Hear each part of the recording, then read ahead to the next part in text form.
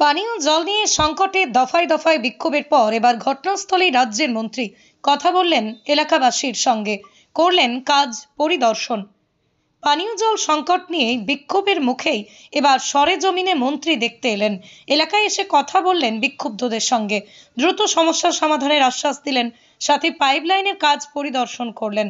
মালদা জেলার হরিশ্চন্দ্রপুর সদর এলাকায় মারোয়ারি পাড়ায় পানীয় জল নিয়ে সংকটের কারণে বাড়ি বাড়ি জলের জন্য শুক্রবার সকালে হাসপাতালগামী রাস্তা অবরোধ করে টায়ার জ্বালিয়ে তুমুল বিক্ষোভ করে এলাকাবাসী।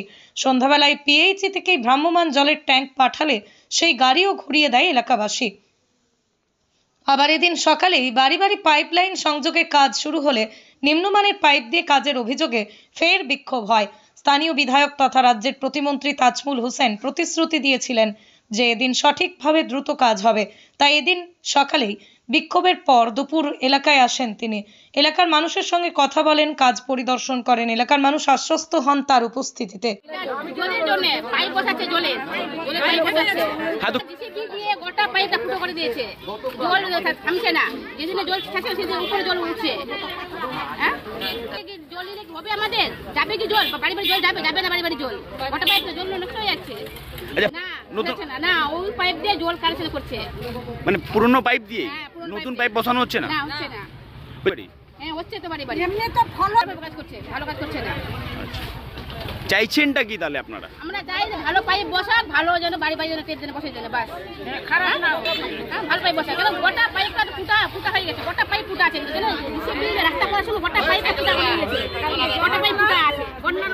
যেদিন এবার জল ছাড়ছে সেদিন উপরে জল, গোটা রাস্তায় জল ভেসে যাচ্ছে। ভালোভাবে কাজ করবে, বাস। দুদিন কাজ জল দিয়ে কি হয় আমাদের? দুদিন জল যাবে বাড়ি, আবার জল বন্ধ হয়ে যাবে, থাকবে না জল।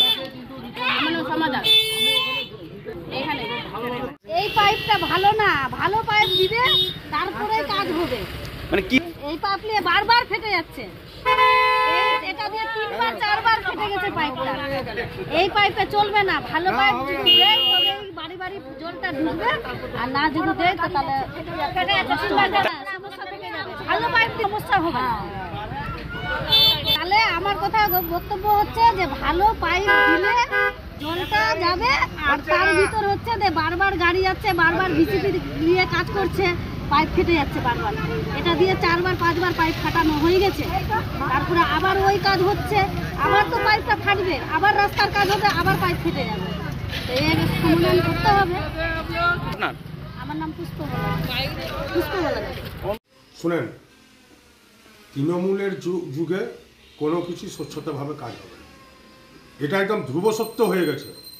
এবং এই ধ্রুব সত্যটা এখন জনসাধারণ বলতে শুরু করে দিয়েছে। এক তো পাইপলাইনের কাজটা হচ্ছিল না, ঠেলায় পরে বিড়াল গাছে ওঠে বলে একটা কথা আছে। এই যে আন্দোলন করেছে কালকে গ্রামবাসী, আন্দোলন করার জন্য, বিক্ষোভ করার জন্য কাজ শুরু হয়েছে, এবং কাজ শুরু করেছে তো এখন নিম্নমানের সামগ্রী দিয়ে কাজ শুরু করেছে। মানে এরা যেখানে থাকবে সেখানেই দুর্নীতি হবে। তৃণমূল কংগ্রেসের অপর নামই হয়ে গেছে দুর্নীতি, দুর্নীতি, দুর্নীতি, দুর্নীতি। এই সরকার যতদিন থাকবে ততদিন দুর্নীতিগ্রস্তভাবে সমস্ত কিছু হবে। দেখুন, সব কিছুর ক্ষেত্রে, রাস্তা ঢালাইয়ের ক্ষেত্রে দুর্নীতি, নিম্নমানের সামগ্রী দিয়ে হচ্ছে, মিড ডে মিলের ক্ষেত্রে দুর্নীতি, রেশনের ক্ষেত্রে দুর্নীতি, চাকরির ক্ষেত্রে দুর্নীতি। এই সরকার যতদিন থাকবে ততদিন দুর্নীতি, দুর্নীতি দিয়ে ভরপুর। পিএইচডি করে নিয়েছে এরা দুর্নীতিতে, নিচু মানের কর্মী থেকে শুরু করে উপরে পর্যন্ত মন্ত্রী নেতা যারা আছে সবাই পিএইচডি করেছে। এক, যেসব জায়গাতে তৃণমূল কংগ্রেস ভোট পায় না, যেসব জায়গাতে অন্যান্য দলরা, বিজেপি বেশি পরিমাণে ভোট পায়, সেসব জায়গাতে এক তো কাজ করবে না, এবং আন্দোলনের চোটে চহটে যখন কাজ করবে তখন নিম্নমানের সামগ্রী দিয়ে কাজ করবে। এই তো এদের মেন্টালিটি, মানসিকতা আছে। তো জনসাধারণ এদেরকে বসিয়েছিল, কিন্তু তৃতীয়বারের জন্য ক্ষমতায় জনসাধারণই এনেছিল। এই জনসাধারণই এদেরকে ছুঁড়ে ফেলে, শুধু সময়ের অপেক্ষা মাত্র। আমার নাম পেশাগরওয়ালা। আমাদের মাননীয় মুখ্যমন্ত্রী মমতা বন্দ্যোপাধ্যায় এই জলের জন্য